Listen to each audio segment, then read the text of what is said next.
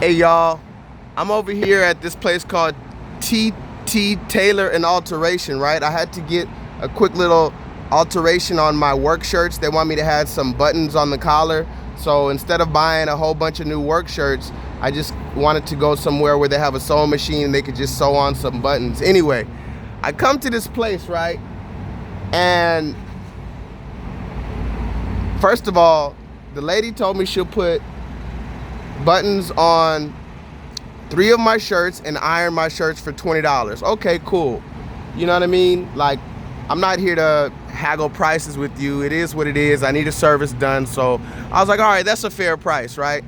So she said, all right, come here tomorrow at 12. I'll put the buttons on your collar and I'll iron the shirts for you, right? Now, I walk in and it's a different lady.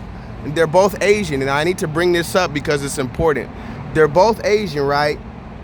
Like straight from Cambodia or wherever they're from. I didn't even care to ask, honestly. But the thing is this, and I want to talk to you about this. Right when I walk in, of course, I'm a black man, and that needs to be said. A lot of people say race doesn't matter. It's how you carry yourself and da-da-da-da-da, and stop complaining about race and stop talking about different cultures and everybody's in America and everybody's the same. Okay, yeah. So I walk into this place, this Asian lady looks me up and down and said, "What you want? What you want? What, yeah, what you want?" I look behind me like, is this a joke? What I want? What do you mean, what you want? That's what you say when you have a successful business, allegedly, in America. This is a strip center. I'm in one of the nicer parts of Houston, actually, right now. And a customer walks in and you look them up and down and say, "What you want?" That's how you address them. So I told her, I said, "Is that how you speak to your customers?" "Huh? What you mean? Huh?" I said, "Is that how you speak to a customer when they walks in? You tell them what you want?" She like, yeah, anyway, what you want? I said, "No, how about, hello, how are you doing? How may I help you today?" That's how you speak to a customer who's paying money in your little funky ass establishment, right? Because like I said, there's a million dry cleaners and tailors or wherever I could have gone to. I just happened to stop by this one. You're not fucking special.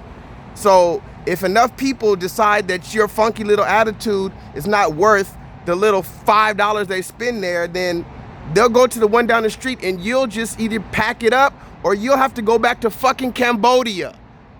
So I didn't tell her all that. I just said, because I'm trying to work on my attitude. So I said, it would be nice if you just said, "Hello, how may I help you?" instead of "what you want," like I'm coming to beg from you.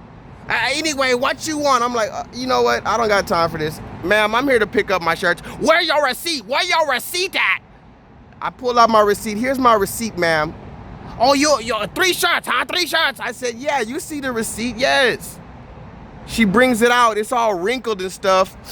And the lady promised me that she was gonna iron my shirt. Now, luckily I came here early enough so that I didn't have to go straight to work after this. So I could go home and iron and starch my shirt, which I usually do myself.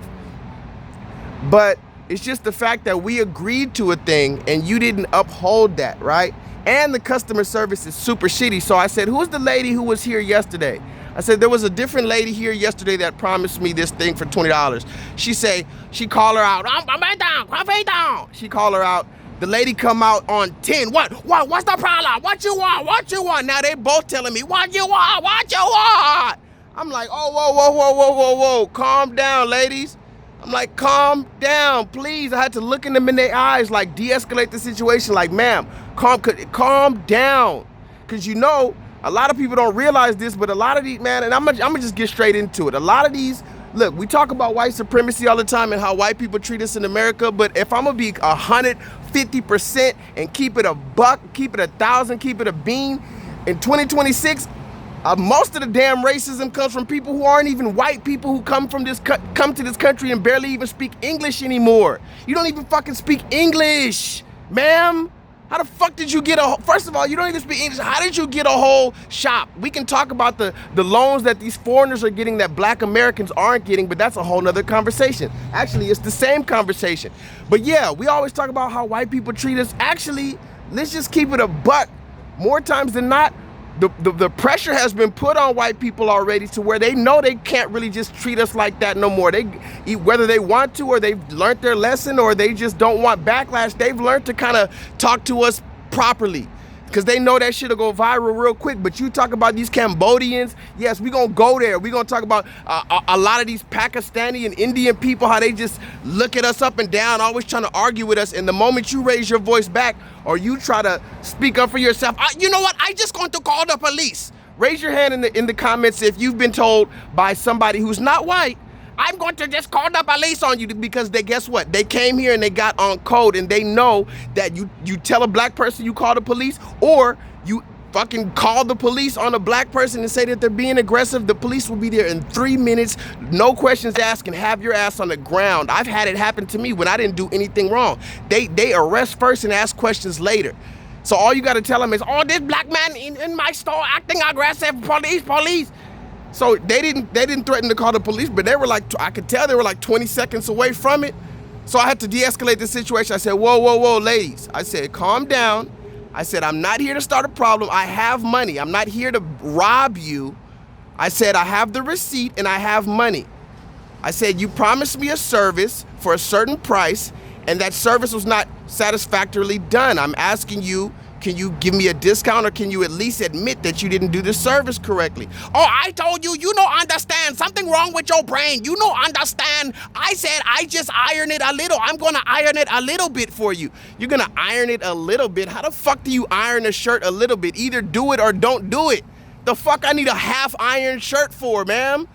If I would've came here right before work, I would've had to either be late for work or try to rush and iron the shit myself, or go to work wrinkled. And like I said, that's not a world-changing event, but damn, live up to your fucking, expectations, up to your agreement.